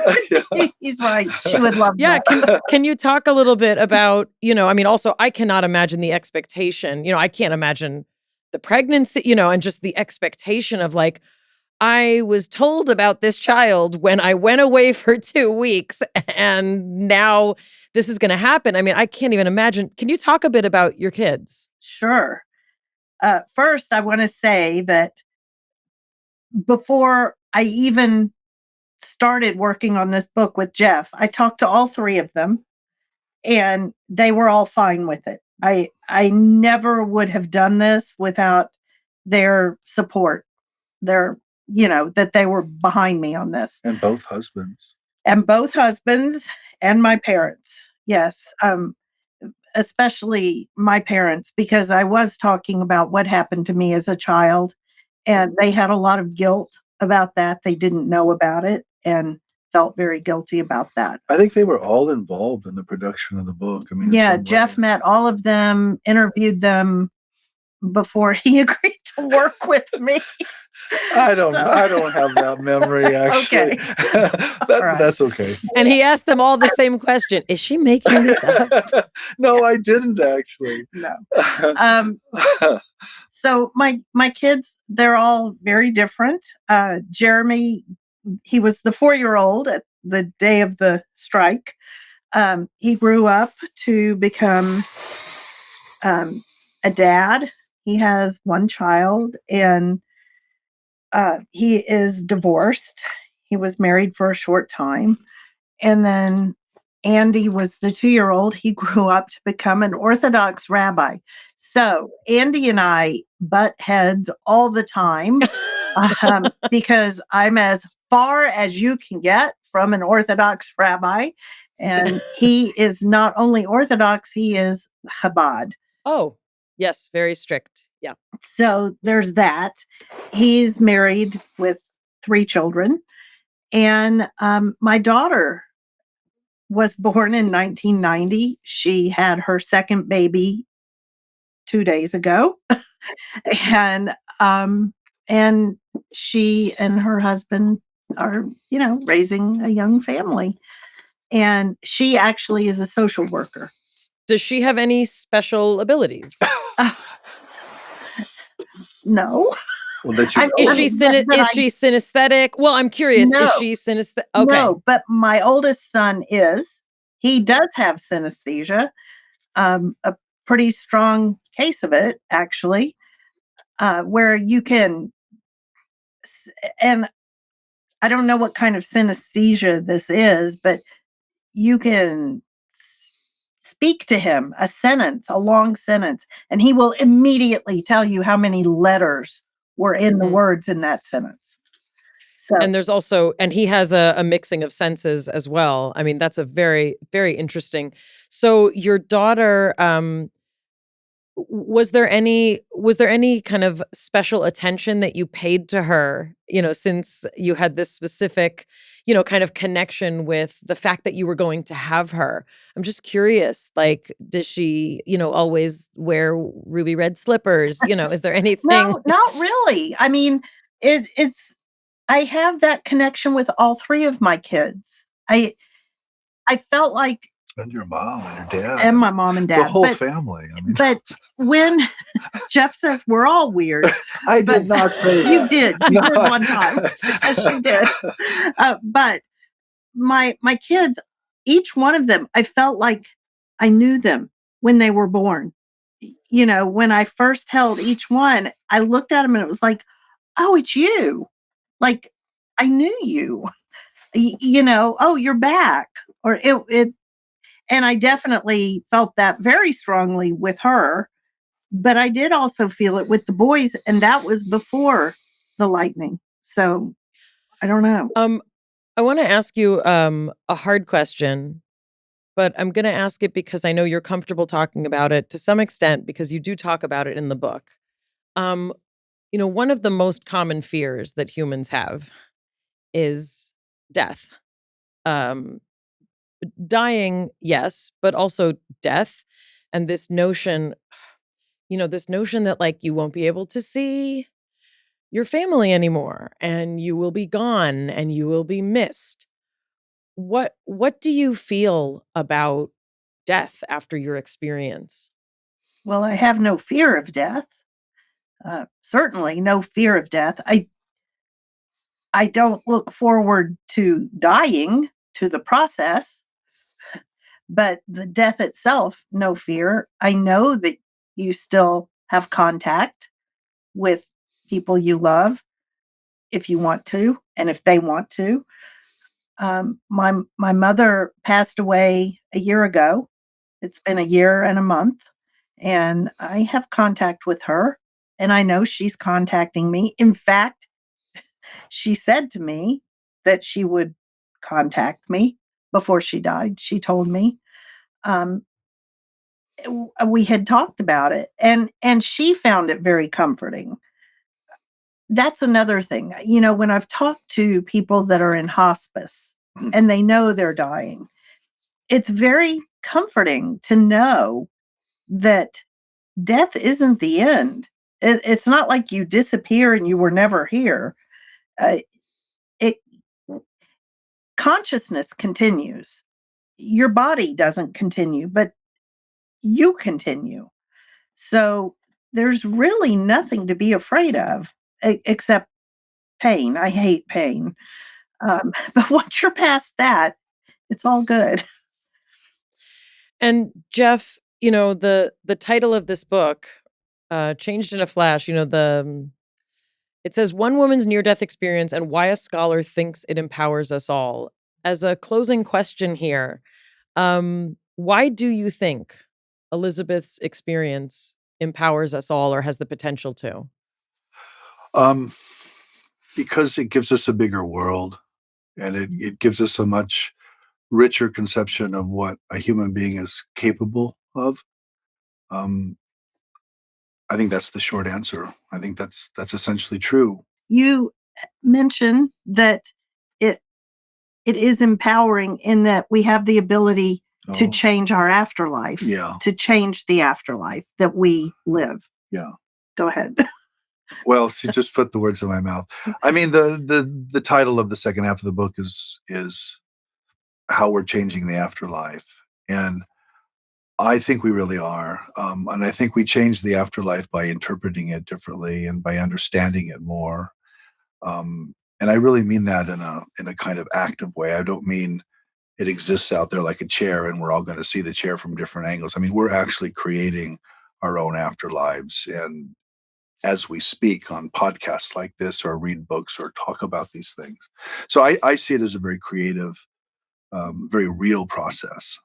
I think that's extremely powerful because the amount of actions taken in this world in fear of some version of hell or the afterlife that's been created are enormous. And so if we begin to reimagine what an afterlife experience is, that can have huge implications on the present. I think it would change human civilization to be humble about it. Yeah, absolutely. I do wonder if, your thoughts on, do people need to be struck by lightning to begin to have these experiences? What is the path for, I have my own opinions about this, but what is the path for the everyday person to start to, be more in touch with aspects of maybe not precognition, but maybe, feeling connected to something greater than themselves, or having a deeper sense of intuition, or starting to believe or see time as nonlinear? Like, what are the ways in which people can sort of break out of their traditional frameworks?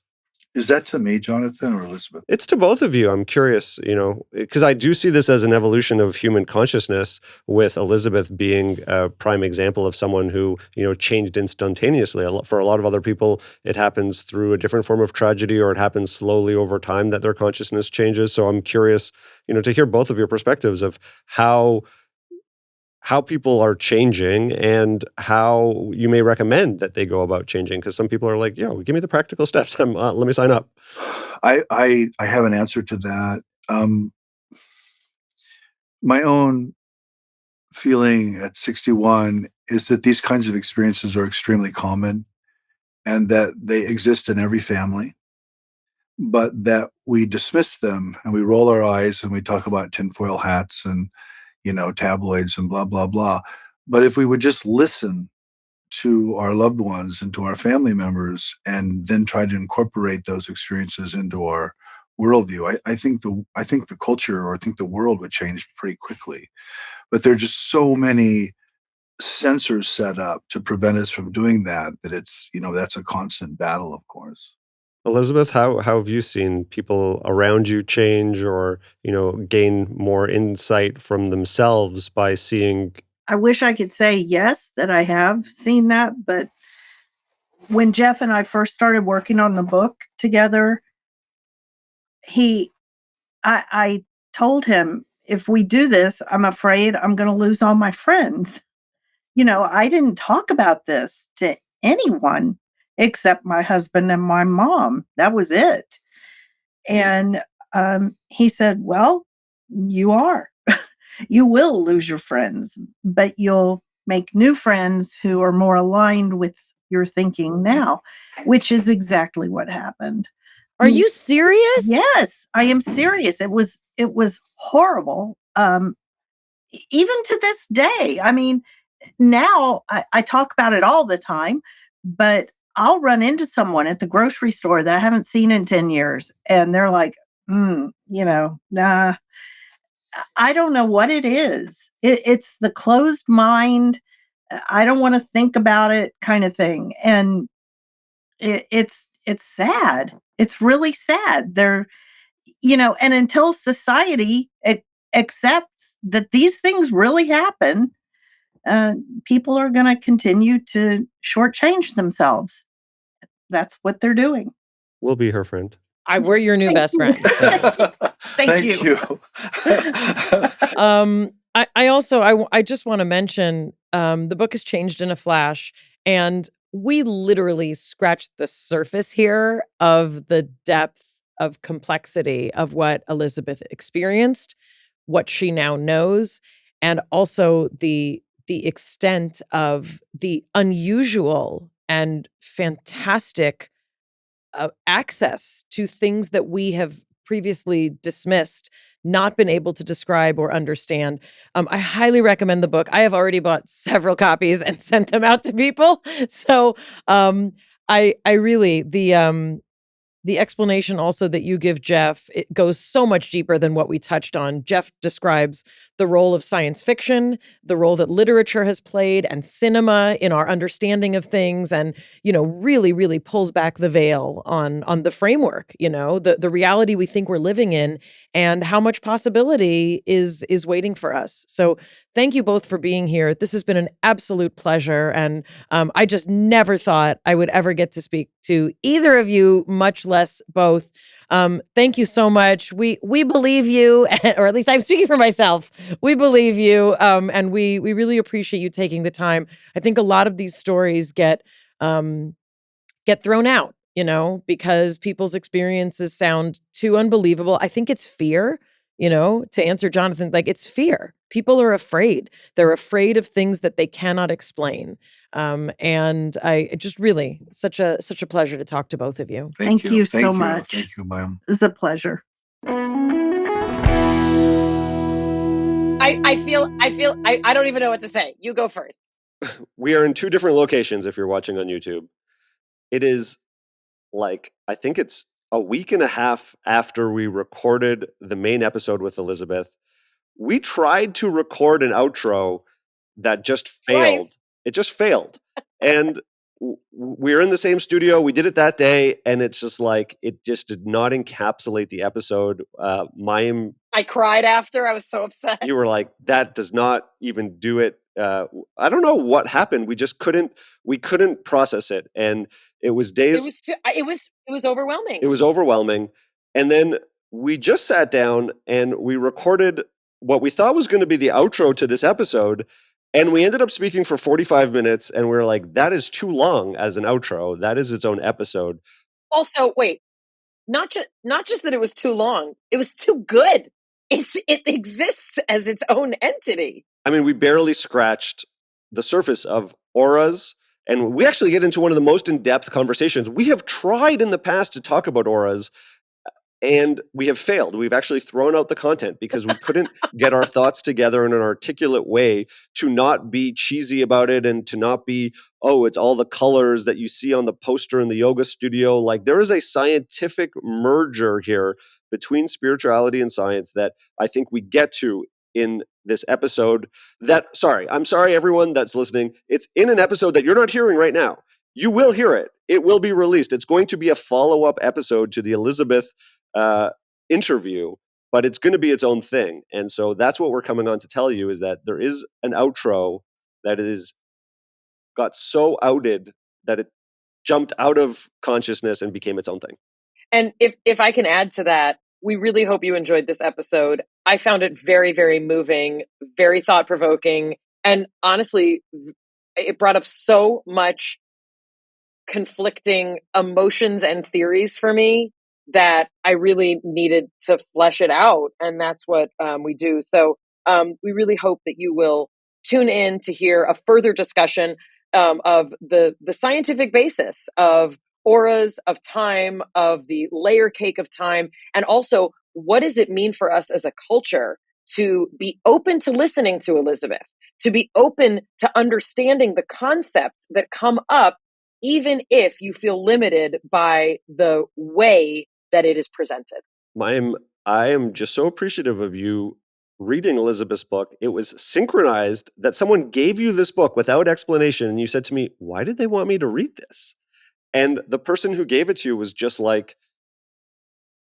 it just seemed like you would relate to it, and you did. Well, I did, and it's really been, such an incredible journey to not only get to read the book, to get to share it with you, Jonathan, and then for Valerie to make this happen. Also, in the outro / new episode, I blatantly ask you, point blank, have you perceived the future? And Mayim's answer will surprise you. Well, thank you so much for being on this journey with us, from our breakdown to the one we hope you never have. We'll see you next time. It's Mayim Bialik's breakdown. She's gonna break it down for you. She's got a neuroscience PhD or two. One fiction, one and now she's gonna break down